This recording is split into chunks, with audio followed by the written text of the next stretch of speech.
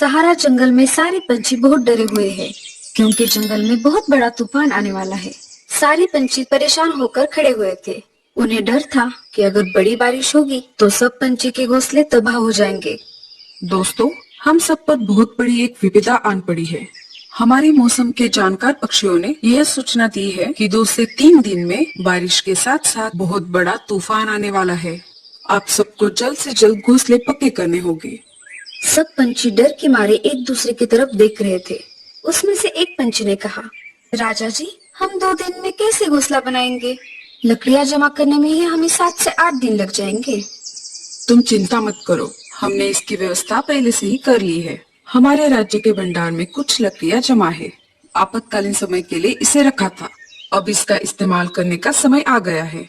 हमारे सहारा राज्य के सिपाही आपके घोंसले के नीचे कुछ लकड़ियाँ डाल देंगे। आपको सिर्फ अपने घोंसले पक्के करने हैं। चलो, अब घोंसलों की तैयारी में लग जाओ। सारे पंछी अपने अपने घोंसले की तरफ निकल पड़े। अब मैं क्या करूं? मेरा तो इस दुनिया में कोई नहीं है और अब मुझसे ये सब काम भी नहीं होते। तुम चिंता मत करो मीनू मौसी, मैं हूं ना आपके साथ। हम दोनों मिलकर अपना घोंसला बनाएंगे ताकि दोनों का समय बच जाए। नहीं नहीं, मुझे किसी का एहसान नहीं चाहिए। अगर कहीं तुमने बारिश के समय घोंसले से बाहर निकाल दिया तो मेरा क्या होगा फिर? मैं कहाँ पर जाऊंगी?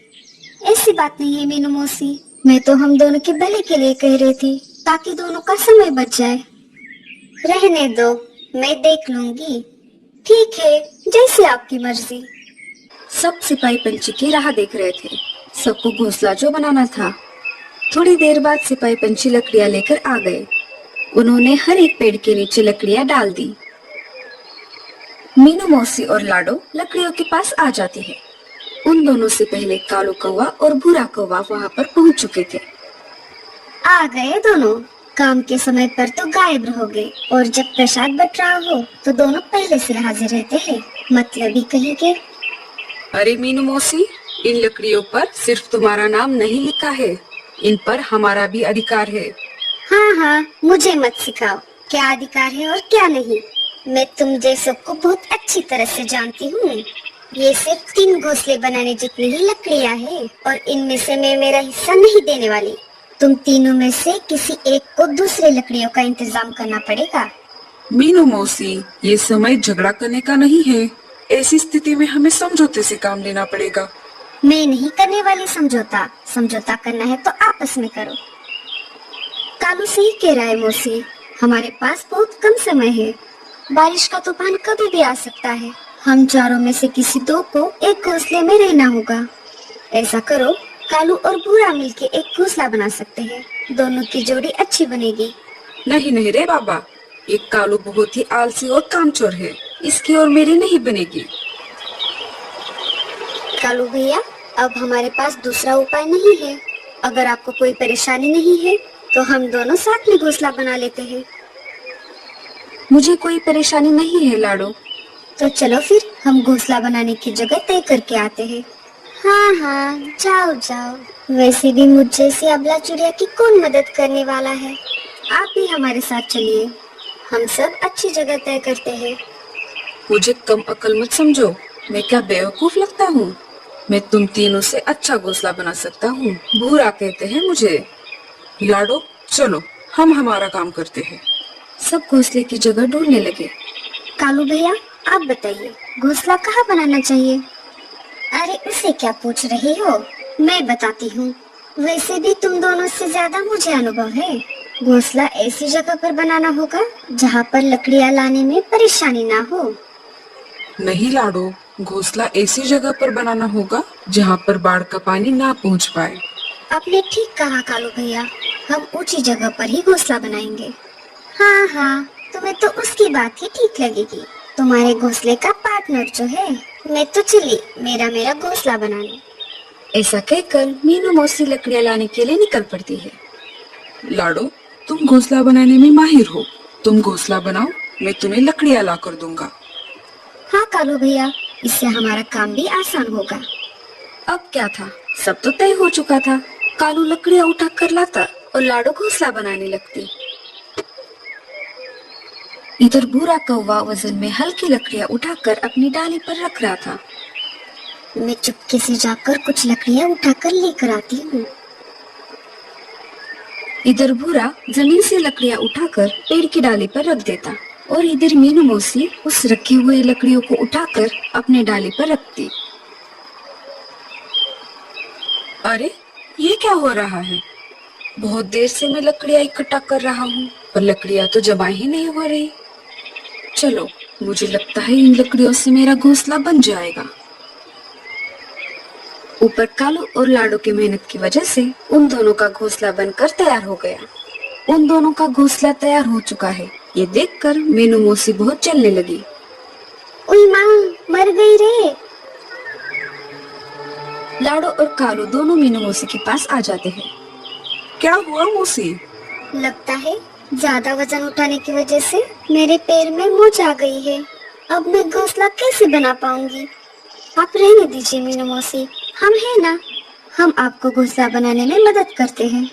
मुझे लगता है आपको मेरे घोंसले के बाजू में घोंसला बनाना चाहिए। मुझे लगता है मैं ज्यादा ऊपर उड़ नहीं पाऊंगी, तुम यहीं पर घोंसला बना लो। ठीक है मौसी। ऐसा कहकर लाडो और कालू ने मीनू मौसी का घोंसला बनाना चालू कर दिया। मीनू मौसी मस्त आराम कर रही थी और दोनों घोंसला बनाने में लग गए।